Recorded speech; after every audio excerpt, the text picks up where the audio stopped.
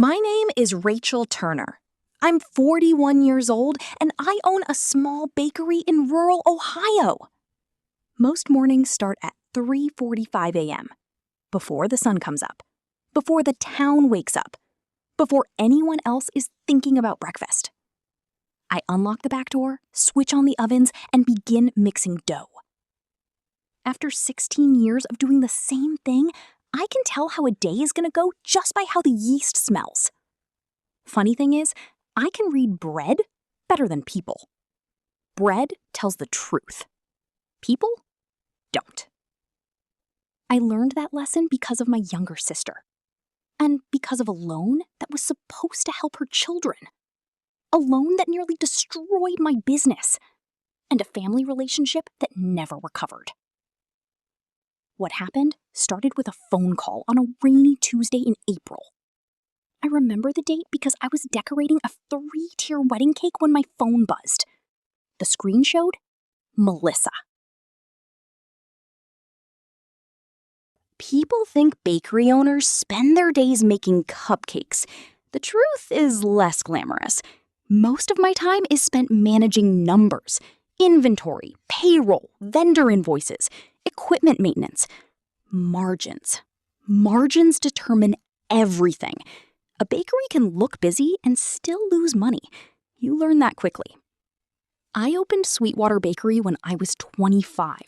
1 storefront, 3 employees, a used oven that broke every other week. Back then, I slept 4 hours a night, sometimes less. There were months when I paid employees before I paid myself. Months when I wondered whether the whole thing would survive. But eventually, it did. Slowly, patiently, one customer at a time. By 41, Sweetwater Bakery employed 12 people. We supplied pastries to 6 local coffee shops. We catered weddings, school events, community festivals. Nothing huge, just honest work. Work I was proud of. Melissa used to say I was lucky. I never corrected her. People who call hard work luck usually don't want to hear the truth. Still, she was my sister, and despite our differences, I'd always tried to help. When Dad got sick 6 years earlier, I paid part of his hospital expenses. When Melissa's transmission failed, I covered the repair bill. When Josh lost his job during the pandemic, I sent grocery gift cards. None of that bothered me. Family helps family. At least, that's what I believed. What I didn't realize was that Melissa had started seeing my help differently. Not as generosity, as access. And access changes people, especially people who feel entitled to it. The warning signs had been there. I just missed them. 3 weeks after I transferred the money, Melissa posted photos online. Nothing unusual at first. Pictures from a weekend trip, the kids smiling, family dinner, a hotel pool. I barely noticed. Then one of my employees walked into my office holding her phone. Rachel, she looked uncomfortable. You might want to see this. She handed me the phone. The photo showed Melissa standing next to a brand new SUV. Not new to her. New. Dealer tag still attached. I stared at it. Maybe there was an explanation. Maybe it was a company vehicle. Maybe... Then I read the caption. Finally treated ourselves. My stomach dropped. I checked the date. 3 days earlier. The same week she supposedly couldn't afford her son's medical deposit. I immediately felt guilty for thinking the worst. People can buy cars with financing, trade-ins, leases. There had to be an explanation, right? I called her that evening, casually. Hey, how's Ethan doing? Great. Procedure scheduled? A pause. Then, not yet. My grip tightened. Not yet? We're still figuring some things out. Something felt wrong. Not enough to accuse, not enough to confront, just enough to make me uncomfortable. When we hung up, I opened my banking app. The transfer confirmation was still there. $5,000. There is a moment when suspicion turns into concern, and then another moment when concern becomes a question you can't stop asking.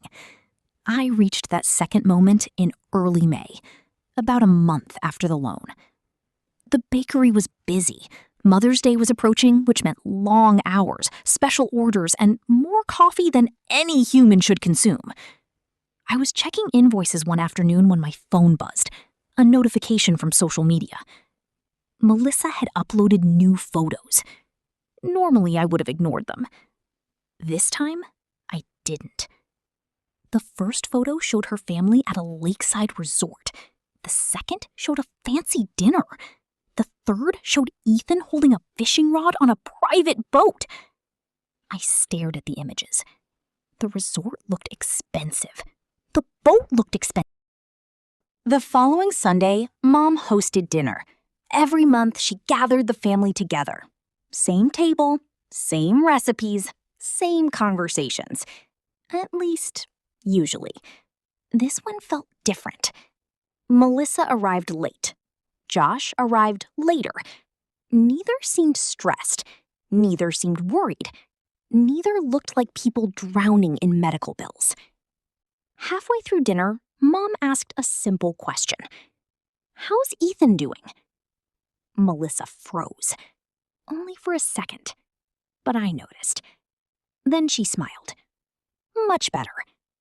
"What did the doctor say?" Mom asked. Another pause. "They're monitoring things." Not an answer. Just words. The kind of words people use when they don't want follow-up questions. I watched her carefully. So did Josh. His eyes immediately dropped to his plate. Interesting. Very interesting. Because guilty people often avoid eye contact when someone lies. The following week, I called someone I trusted. My accountant. His name was Frank Delaney. Frank had handled Sweetwater Bakery's books for nearly 10 years. Careful. Methodical. The kind of man who noticed missing pennies. We met for coffee after work. I explained the situation carefully, without accusations, without assumptions. Just facts. $5,000. Medical emergency. Changing stories. Luxury purchases. Frank listened quietly, then asked a simple question. Was it a loan? Yes. Written agreement? No. He nodded slowly. Any text messages? Plenty. That got his attention. I handed him my phone. Frank read every conversation. The requests, the promises, the repayment commitments, the medical explanations, everything. Finally, he handed the phone back. Keep all of these. You think something's wrong? Frank looked at me. I think documentation matters. That wasn't really an answer, but it told me enough. Before leaving, he offered one final piece of advice. If people tell... The first real evidence appeared by accident, which is usually how these things happen. One Saturday afternoon, Mom called. "Can you help me with the printer?" Her printer issues were legendary. I drove over after closing the bakery. The problem turned out to be simple. Paper jam. 5 minutes. Fixed. While testing the printer, I noticed several recently printed pages sitting nearby. I wasn't snooping, at least not intentionally, but one name caught my eye. Melissa Turner. Then another, a luxury furniture company. Then a total. $4,782. My stomach dropped. The invoice date? 3 days after my loan. I didn't say anything, didn't touch anything, didn't ask questions. I simply made a mental note, then drove home. The next morning, I searched the furniture company's website. The same sectional. The confrontation happened sooner than I expected. 2 weeks later, Melissa called. Cheerful, friendly, like nothing was wrong. Hey, quick favor. I almost laughed. Not because it was funny, because somehow I already knew where this conversation was going. What kind of favor? A pause. Then, Josh's truck needs repairs. Of course it did. We're short about $2,000. There it was. Another request. Another emergency. Another reason. I leaned back in my chair. Melissa, what happened to the first loan? Silence. Long silence. Then, what do you mean? You said it was for Ethan. Another pause. Her voice became defensive immediately. Why are you questioning me? I remained calm, because anger rarely reveals truth. Questions do. What happened to the money? She sighed dramatically. I can't believe this. You're keeping score now? There it was. The family weapon. The same phrase people use when they don't want a... After that phone call, I stopped looking at Melissa as my sister for a moment. Not emotionally, practically. I started looking at her the way I looked at my business. Through records, through patterns, through facts. Feelings can be wrong. Numbers usually aren't. The next few weeks were uncomfortable. Not because anything dramatic happened, because everything looked normal. Melissa kept posting cheerful photos, family outings, restaurant dinners, shopping trips, weekend activities. Nothing outrageous, nothing that screamed fraud. But once doubt enters your mind, small details begin standing out. One Friday evening, I was reviewing payroll reports when an email notification appeared. A promotional message from a local boutique. Normally I delete them. This one caught my attention. The store had tagged Melissa in a customer spotlight post. The photo showed her carrying several shopping bags. The caption thanked her for being a loyal customer. Again, by itself, it meant nothing. But combined with everything else, it bothered me. The furniture, the SUV, the vacations. The breakthrough came from someone I never expected. Josh, Melissa's husband. For years, I'd viewed him as passive, not dishonest, just weak. The kind of man who avoided conflict, the kind who let stronger personalities make decisions. One evening, he called me unexpectedly. His voice sounded exhausted. Rachel. Hey. There was a long pause. Then he asked, Can we talk? That sentence immediately got my attention. We met the next afternoon at a coffee shop halfway between our towns. Josh looked terrible. Dark circles under his eyes, unshaven, nervous. The man looked like he hadn't slept properly in weeks. Neither of us spoke immediately. Finally, he pushed an envelope across the table. My stomach tightened. What's this? Just look. Inside, I wish I could say the evidence made everything simple. It didn't. Evidence rarely solves family problems. Usually, it makes them worse. Because truth forces people to choose sides. And families hate choosing sides. The first person I told was Mom. I drove to her house on a Sunday afternoon, brought copies, printed documents, receipts, statements, everything. I laid them across her kitchen table, slowly, carefully, one page at a time. Mom read in silence.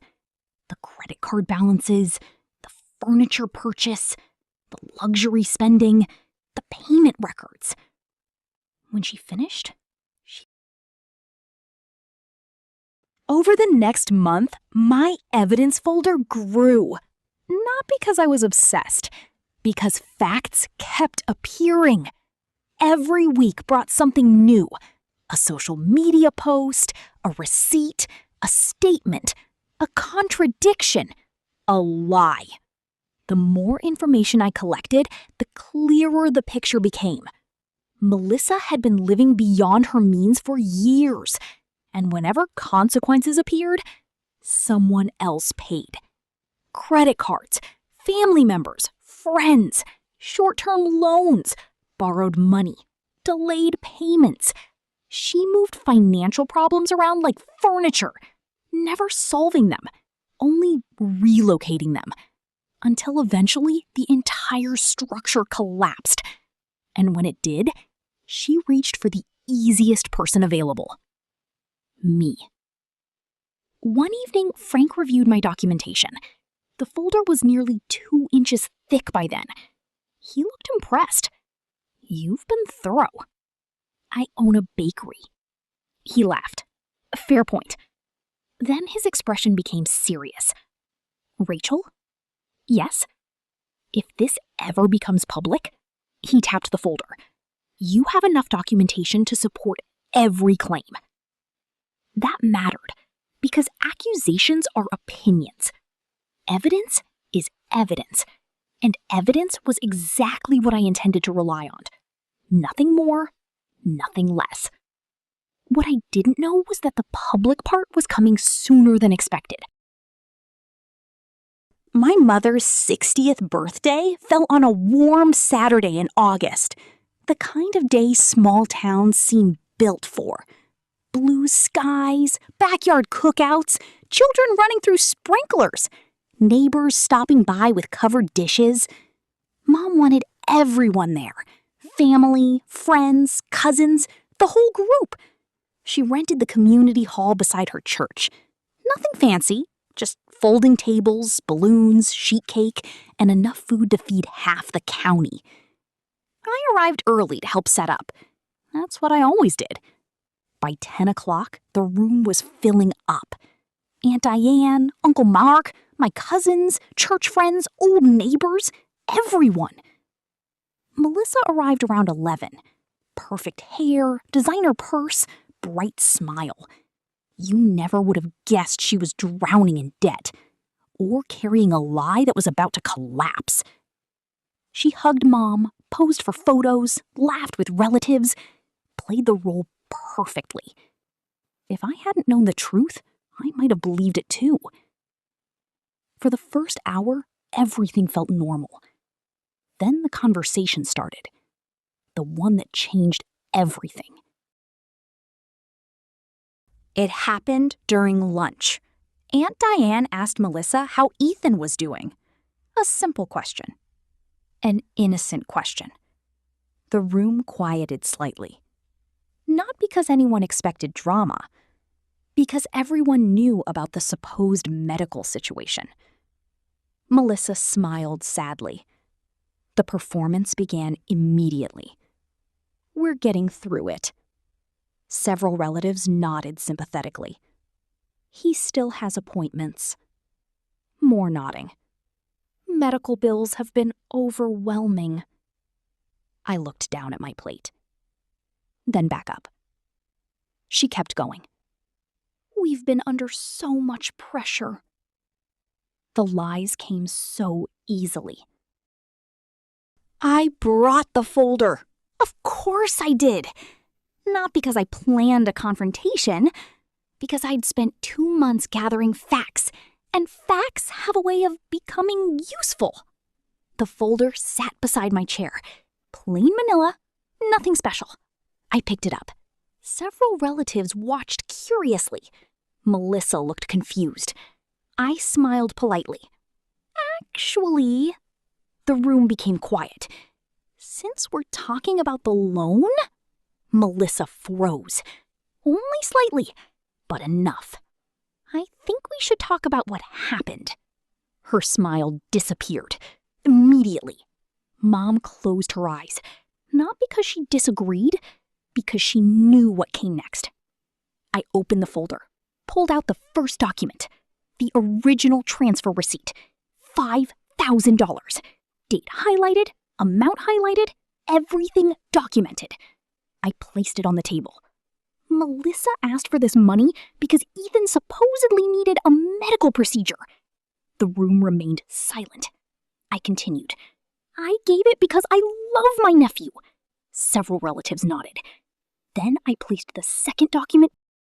Melissa stood abruptly. Rachel!